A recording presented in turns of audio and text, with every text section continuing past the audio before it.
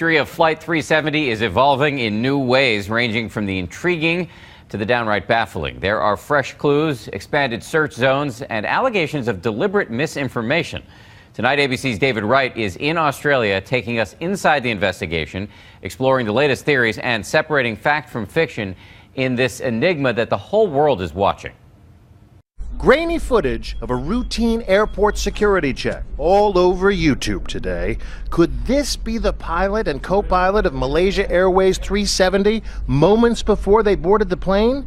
That flight is now the focus of the biggest aviation mystery since Amelia Earhart. Today, nearly 10 days after the Boeing 777 vanished, the search area has expanded, most of it shimmering ocean. I have to tell you, from the cockpit, this ocean seems endless, and it feels like an inch-by-inch search. ABC's Gloria Riviera had a front row seat for 10 hours of searching today, searching in vain. On the ground, Perth, on the west coast of Australia, has become a central staging area. 26 nations are now involved in the search and rescue. Here at Pearce Air Base, they'll be spearheading the effort as it moves into the southern reaches of the Indian Ocean. Aviation experts tell us that's the most likely place this plane ended up. But the thing is, no one can say for sure. This in an era when technology is not supposed to let things simply disappear. Least of all, a jumbo jet with 239 souls on board. So far, instead of answers, it's become a real-life episode of Lost, a mystery in danger of unraveling into conspiracy theories. Could the plane have landed somewhere? Were the pilots involved? Could a catastrophic failure have incapacitated everyone on board? Here's what we do know for certain. Flight MH370 took off from Kuala Lumpur at 12:41 a.m. bound for Beijing. 1:19, the cockpit checks in with the tower one last time. "All right, good night," he said. Today we learned that last radio transmission most likely came from this man, 27-year-old co-pilot Farik Abdul Hamid. Initial investigation indicated it was the co-pilot. Shortly after that, the plane's transponder shut off, and the airliner turned sharply west, a maneuver one source tells ABC News was pre-programmed into the flight plan. The last clue came nearly 7 hours later, 8:11 a.m., when a satellite over the Indian Ocean picked up a ping from the missing plane, showing not its exact location, but its distance from the satellite, creating this huge search area and 3 unanswered questions. Could Flight 370 have landed?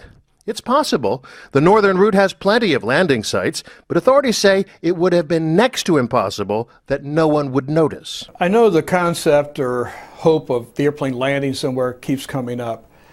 That seems very unlikely to me, mainly because it's a big airplane with 200-some people on board.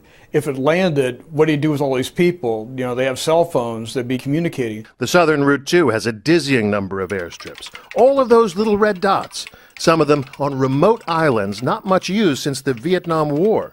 A Boeing 777 would need about 4,000 feet of runway to land. Most of these, too small. I haven't seen any land masses out there big enough to land the airplane on. Another theory, were the pilots involved? Over the weekend, authorities searched the home of Captain Zahari Ahmed Shah, seizing a flight simulator they found there. The co-pilot, too, is being looked at closely, especially since it was his voice last heard from the cockpit.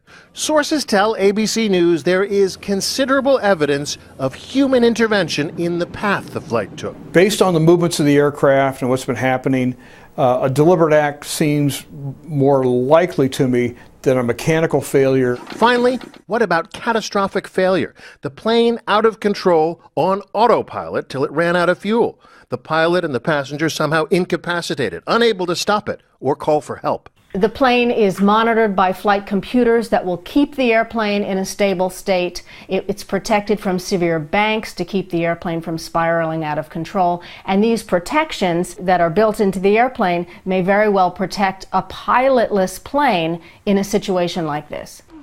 For the families, this is not just a cliffhanger. It is agony. It's hard because we need answers.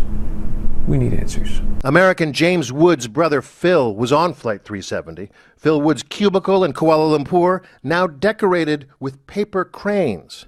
His brother James keeping the faith by recalling Phil's favorite quote from the Bible, "Be still and know that I am God. If he's listening, Phil, I love you. And keep the faith, brother. For now, there is no answer back, only stillness, despite the frantic search for answers. I'm David Wright for Nightline in Perth.